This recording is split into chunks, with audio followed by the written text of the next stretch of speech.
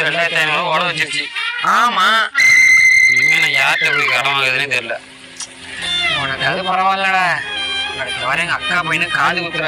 ஆனா ஆமாங்க, 12,000 செலவாகும். ஆமா. என்ன பண்ண போறேன் நான் வந்து இருக்கேன். ஆமாப்பா. அது பரவாயில்லடா. என் வீட்டுல 18 பத்திரிக்கை கிடக்கு. ஆனா ஆமாப்பா, அளவுதான் ப்ரோ எல்லாமே. பத்திரிக்கை 1000 ரூபானாலும் 18,000 ரூபா. ஆமா, நான் எங்க போறதுனே தெரியல. ஆனா ஆமாங்க. நம்ம சிவா இருக்கான்ல, ஆமா, அவன் பொண்டாட்டி சுரேஷினி அவன் போய் பேசிட்டு இருக்கானாடா. ஆனா ஆமாப்பா. ஐயோ அபிராமி, என்ன போயிட்டாங்க.